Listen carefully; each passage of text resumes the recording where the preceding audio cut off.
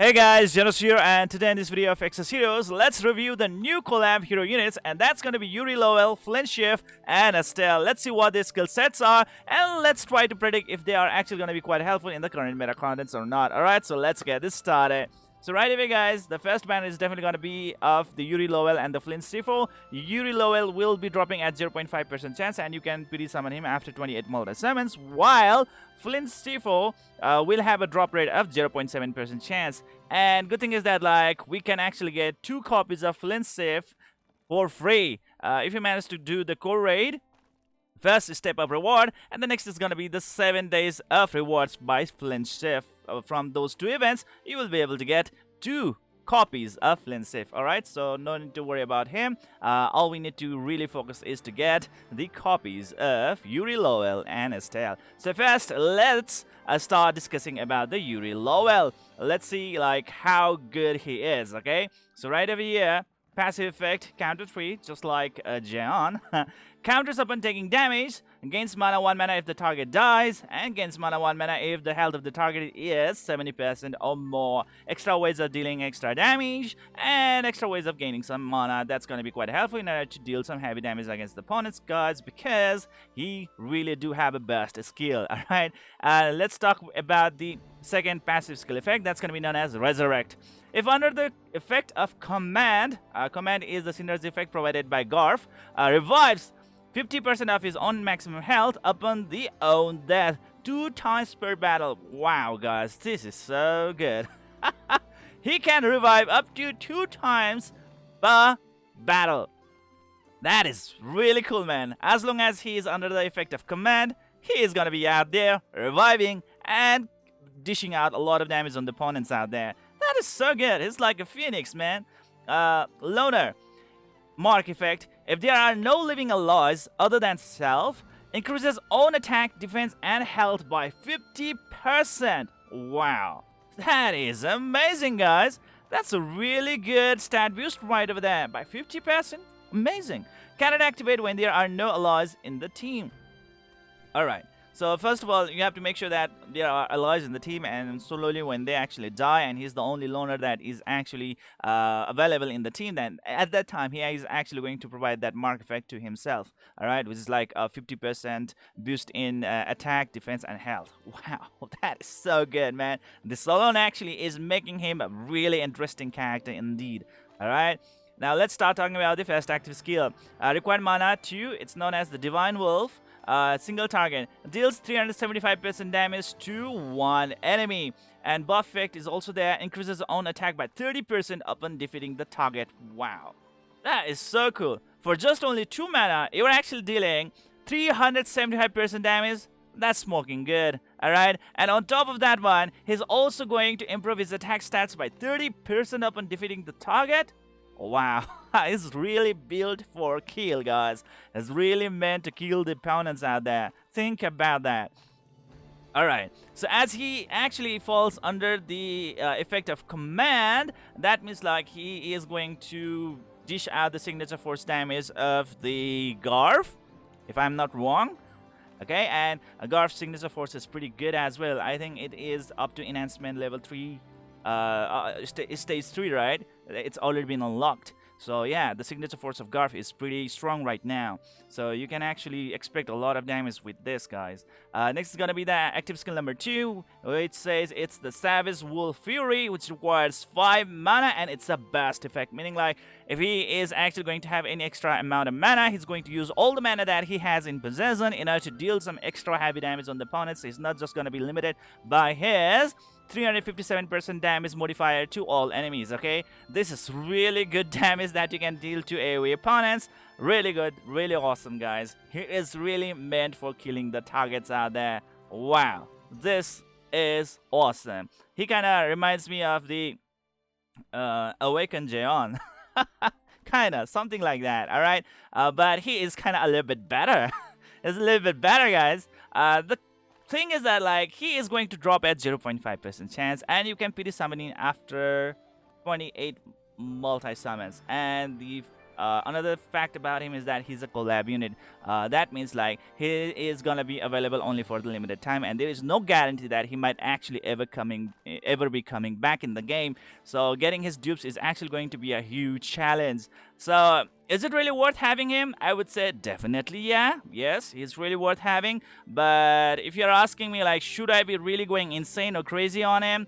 I would say it's really up to you. What's your doses of, you know, like risk, like how much like how much badly you would want this unit? That really depends upon that one. I mean, like, his skill sets are really impressive, but it's not really that much of a game changer. Okay, that's the thing out there. Yes, he's impressive, guys. It's really, really impressive, but not a game changer, not someone who would actually come inside and actually start changing the meta out there. All right, but you can actually expect something really good out of him. And the next thing is that, like, we still don't have any kind of fate core of our Yuri Lowell, and that means like he's not actually going to enjoy the advantage of the core memory. That means like, even though like he is going to enjoy a lot of boost from his passive skill effect, his active skill effect, there are so many other boosts that he will definitely not be able to like enjoy that much in detail. Okay, so that's the another thing out there. Anyways, it's really up to you. Should he be really summoning? I would say it really depends. What's your doses of taking the risk? Okay, so that's gonna be it. Very interesting character indeed. Next is gonna be the Flynn Scifo. No need to worry about him, guys, because you are gonna get him for free. Yes, not just only one copy, but two copies. One from the core raid, and next is from the 7 days of login event. That is sponsored by the Flynn Scifo. All right, so let's see. Collaboration hero Flynn Scifo, skill information. Let's see what he's capable of. Alright, passive effect, which is known as Protect 3, just like Garf. Grants sheer health to ally with the lowest maximum health and heals their health by 30% of the caster's current health at the start of round. And it can't be removed, okay? And gain mana 1 mana if the health of the target is 20% or less. Gain mana 1 mana if the health of the target is 70% or more. Extra ways of gaining mana and sheer health can be really helpful out there in order to provide extra protection for your squishy ally units out there, okay? And it can actually work really good with the Dragon Blood stacks as well. Anyways, that's set aside. Let's talk about the other passive skill effects right here. HP Relax. Heals for 2% of own health at the start of the turn other than own turn. Except for his own turn, he is going to keep on healing 2% of his own health for every freaking turn in the battle, guys. That is insane. That's amazing, guys. I would say, wow, that's awesome. You can actually start giving him the fire guards and stone sets, and you can build him up with up to like extra bonus of 10,000 HP, right? And that is definitely going to allow him to keep on healing tons of HP every freaking turn. Wow, that is amazing. With Dorka on your side, man, the recovery that you are actually gonna be having is gonna be pretty insane, guys. All right, a life rebirth. If under the effect of command, heals for 30% of damage taken when receiving damage. Sounds really good, right? But the one who actually provides the command is Garf, and Garf himself is a tank unit who nearly has like the same passive effect structure, right? So you're going to have like 2 tank in your team. That's not something to really like, you know, like boast about. All right, but if we are really to consider the stall meta, things could be different. Okay, in the stall meta, definitely the Garf is definitely going to be a really great aid out there, plus 20% boost in HP and defense. And with this kind of units also being around, you will be able to soak in a lot of damage incoming from the opponent. So yeah, this could actually be a really great way in order to provide some extra bonus to the stall meta team composition. All right, so really good. I would say hell yeah, pretty good. If you are really focusing on stall meta with Fedco Tantalo, Fedco Talia, Fedco Gar, and our like Flynn Scifo and so on and on, this is pretty good. This is pretty good, man. This is pretty good. How about the first active skill? Required mana, only 1 mana. Alright. Blazing Pillar Smash. Single. Deals 300% damage to 1 enemy. Okay, so for 1 mana, 300% damage to 1 enemy. That's a really hard nuke out there. And with the Signature Force damage, definitely it can be quite problematic for single target opponents out there. How about for the second active skill? Required mana, 3 mana. It's not going to be really that hard for him to keep on spamming the skill every freaking turn. That's good. A Radiant. Dragon Fang, it says. Alright, pretty impressive name out there. Single target, deals 262% damage to one enemy. Sounds good, not bad. And with the 3 signature, like 3 mana being consumed, the signature force damage that he will be able to deal on the opponent is gonna be massive. It's gonna be massive. All right. If status effects afflicts target with stun for 5 turns as well, so you can actually be quite picky out there in order to disrupt certain opponents out there. But as he's a Guardian unit, don't really expect him to be really fast. All right, he can be quite slow. Not really that super slow, but quite slow enough. All right. So his stun effects, yeah, like it's strategical stuff, but you cannot really become like so super strategical about it because like he lacks attack speed. That's what I gotta say to you guys. All right. Anyways, in the overall analysis, this guy is super solid, really solid in it. I would really love to have him in my team, and well, we are gonna be getting him for free as well, so no need to worry about him, guys. No need to really spend cents for him. It's definitely gonna be ours. It's definitely going to be ours. And with this kind of skill sets right over here, guys, he can actually tank the incoming damage from the opponents all day long. Like recovering 30% of the taken damage, that's awesome. Recovering 2% of own health at the start of turn other than on turn is also good. Combined with Dorka, this guy is definitely going to keep on healing insanely every freaking turn. Like what?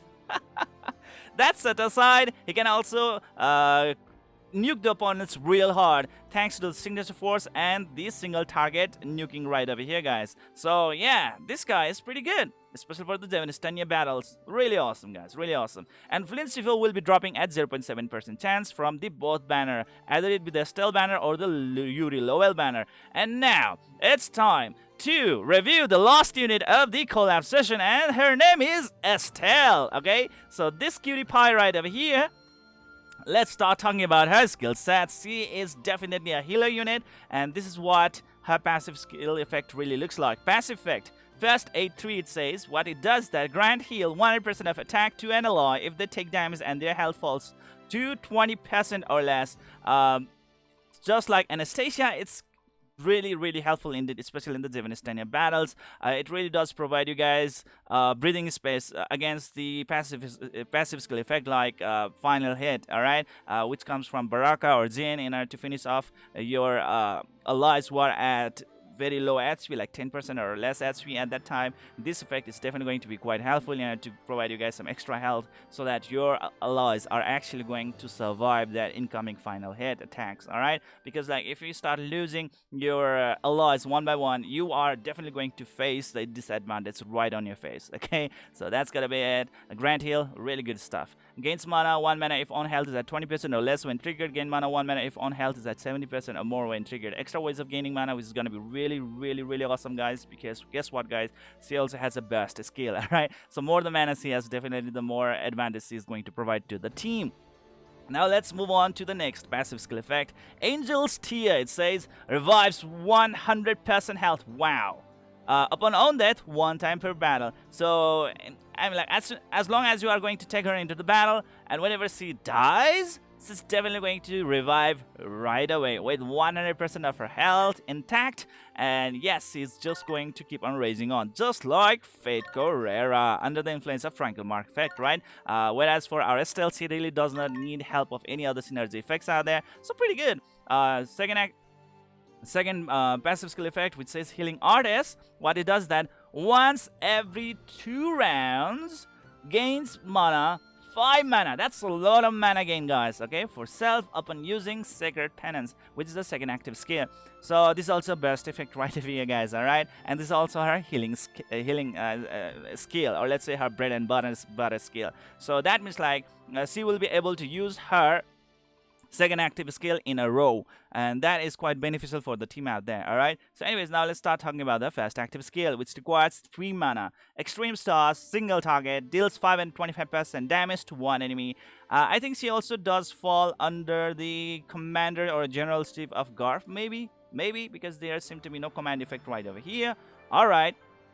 With the signature force on her side, she definitely is going to deal some heavy damage on the opponent, just like Fate Core Iris. Alright, or let's say Fate Core Anastasia. This damage is going to be really quite insane, okay? So yeah, pretty hopeful out there, guys. Alright, how about for the second active skill, which actually requires 5 mana. Wow, that's a lot of mana requirement, and it's a best skill effect, meaning like extra mana that you have, the more healing that she is going to provide to the entire team. Sacred Penance, it says, all heals all allies by 34% of own maximum health. And I believe if you keep on improving her stats and so on and on, she's definitely going to improve her percentage right over here. If I'm wrong, let me know in the comment section below. Alright, but I think it does improve. How about for the all deals 78% damage to all the enemies. Okay, so that's the AoE damage right over there, and with the 5 mana effect, definitely the signature force damage will also be in effect, and you will be able to deal some quite amazing damage on the opponents out there. Status effect afflicts all enemies with the provoke for 5 turn, and now this is what I really do not agree. Why to put a provoke on a healer? Ah man, everything was going so good. Instead of provoke, if she could have actually revived the allies, that would have been much better. Okay, she could have been the first fated hero unit that could actually revive the allies. And instead of that one, the developers just put the stupid provoke on a healer unit. I just don't know why. Okay, yeah, when she dies, she actually revives as well. But hey guys, I mean, like, for as long as the healer is around, definitely your team is definitely going to have a lot of advantage, and you would definitely not want your healer to tank your team. You would really want a healer to always be protected so that he or she always is available for healing out there, alright? Possibly even revive. And now, she is actually going to provoke? She's actually going to provoke the opponents? Oh man, some kind of like imbalance going on out there. I'm not really a fan of it. How about you guys? Let me know in the comment section below. But guys, this is not something that would actually change the meta. This is not something that would actually give you guys a little bit of like very good bonus against the opponents out there when it comes to the Zennosh and Estelle battles. It's like, okay, it's like they are better healer units. Like let's say Fate Cortalia. Okay, they're better healer units, guys. Including Dorka as well. Not something to really like, how to say, cherish about right over here, guys. So if you're asking me, would it be really good to summon the Estelle? And I would say like, not really. Why? Because her drop rate is also like 0.5% chance. Yeah, Estelle will be dropping at 0.5% chance, and you can pity her after 28 mileages, or let's say 28 multi summons, which is not worth it. Which is totally not worth it. Why is she being treated like a general? And she is not a general on top of that one. Alright, she is being treated as a general, guys. 0.5% for Estelle to drop with these kind of skill effects, I would say not really that super impressive. Okay, yes, she's a little bit unique compared to the other healers out there. Definitely her skill sets are a little bit different, but that doesn't mean that like she does provide that unhealthy that heavy advantage against the opponents out there. Not really. With her being on our side, I really don't feel like something is actually going to be so super duper amazing out there, especially with provoke. Like, what the hell is provoke doing on with the healer unit? If you guys have different opinions or insights, let me know in the comment section below. I would really love to hear it out. And on the other hand, how about you guys? Like, you guys might have different perspective about this girl, but she's definitely not my waifu type. Okay, she's just like, like an average girl for me.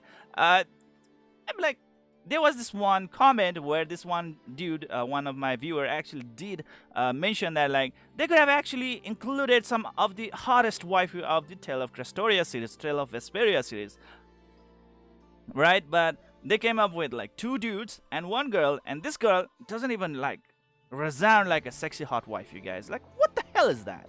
Oh man, whatever that is. Not really that impressed. When it comes to Yuri Lowell, I would say you can actually go for him. Pretty decent and pretty interesting unit, but be aware, as he is a very limited time hero unit. There might be, I mean, like, as he's going to be only out there for quite limited time, there might be a very less possibility for him to get a really good Fate Core like chance. And if he's actually going to even get the gold Fate Fate Core version, think about it. He gets a gold Fate Core. Definitely his drop rate is gonna be 0.5% chance. And him, without even any kind of Fate Core, his drop rate is 0.5% chance. Alright? In Exos Heroes, units without their Fate Cores are nearly useless. Okay? Usually they are useless without their Fate Cores. And this guy is actually having a drop rate equivalent to a gold Fate Core hero unit. And that actually makes it a very a messy business right over here. I'm so stuck in the middle. It's like, is it a collab or is it a trap? I'm gonna make another video about that one. Trying to weighing out all the advantages and disadvantages on getting a collab units, because usually in any kind of RPG games out there, collab hero units are meant to fade away and die in darkness. Okay, and they are meant to perish right away, because you will not be able to get their dupes later on, and they will start to suffocate. Okay, they will not be able to get those kind of really good upgrades that you should be really providing to the hero units through extra dupe summons and so many other stuffs out there. So yeah, they are meant to wither away. So anyways, in the end, if you're asking me, should we be really investing cess into this collab right over here, I would say it really depends upon you. If you're a fan of Tales of Crestoria or Tales of Vesperia series, then maybe you want. If you are actually resorting out, or let's say if you are actually trying to save your cess, then I would say that's a really good idea as well. Okay, you can actually invest no cess at all in this collab session, and you will still be not affected at all. Okay, it's yeah, they are pretty interesting units, but not someone that would actually really threaten you when you actually see them in your opponent team. Anyways, that's it for today, guys. I hope you enjoyed this video. Please don't forget to hit the like and subscribe button, and if you guys have extra insights, reviews, comments, feedbacks, opinions, let me know in the comment section below. It would be really helpful for me and for the community as well. All right, and see you guys in the next video.